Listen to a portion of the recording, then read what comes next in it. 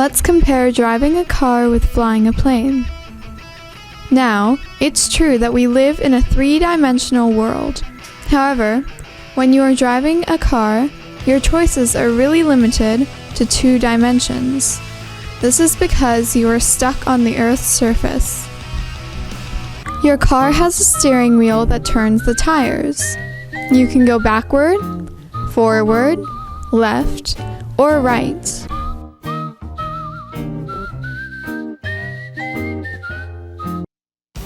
In contrast, a plane travels in 3 dimensions. The pilot is choosing altitude as well as direction. This added dimension dramatically increases the possible paths that can be taken. This additional dimension triples the number of controls needed to steer. Today we are going to explore the 3 types of control surfaces found on most planes and how they operate together to allow a pilot to fly a man-made object that can be massive like this Boeing jet and yet supported only by air molecules.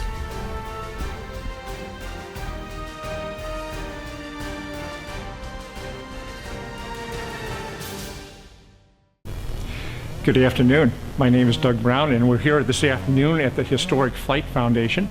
And the airplane I'm going to talk to you about today is a 1945 U.S. Army Air Corps L-4. It's similar to what you know of as a Piper Cub today. This airplane was used by the Army Air Corps for observation, artillery observation, and general observation work during the war. And it was a 2-place airplane. Carried a pilot and an observer, and they would do their spotting work and radio their location and what they saw back to their ground control. Today we have with us Jenna, who is going to demonstrate the flight controls.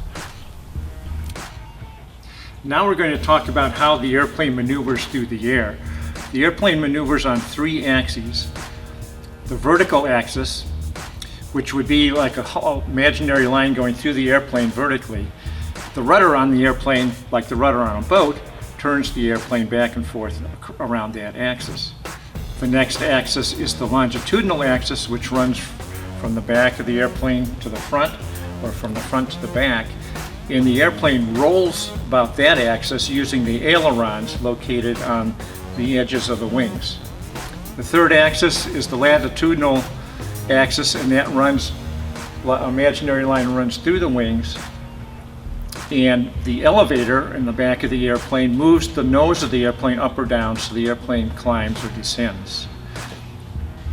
The rudder controls the vertical axis. I can manipulate this using the foot pedals. If I want to go left, I'll push on the left rudder pedal, and if I want to go right, I'll push on the right rudder pedal. The stick controls the elevator and the ailerons. The elevator rotates the plane on the lateral axis. When I pull back on the stick, the elevator goes up. When I push forward, the elevator goes down. The ailerons roll the airplane about the longitudinal axis.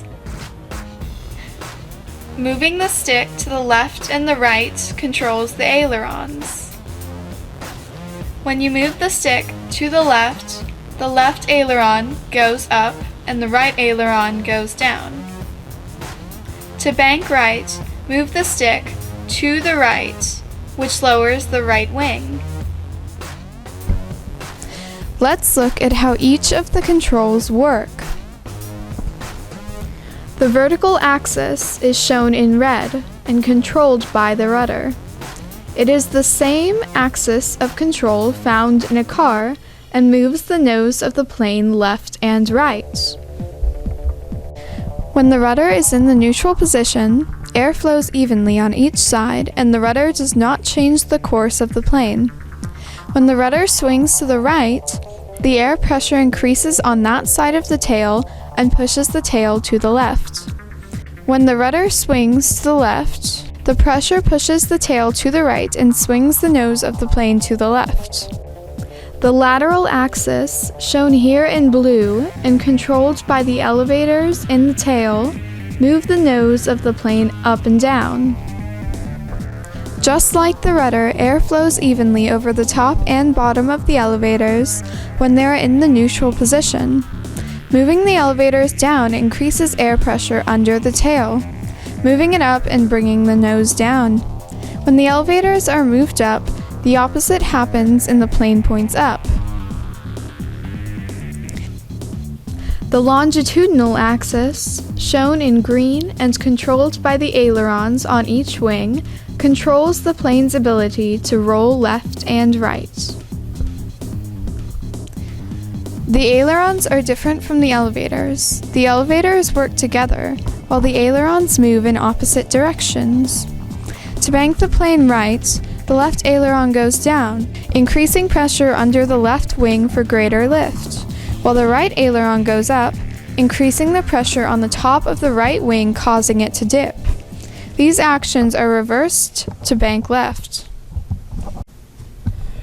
When a pilot is flying an airplane, they do not look at these controls independently. For example, when making a turn, the pilot will bank the plane with the ailerons, swing the nose around with the rudder, and use the elevator to control the altitude. Proper understanding and use of these controls allow for a safe flight and a safe and happy landing.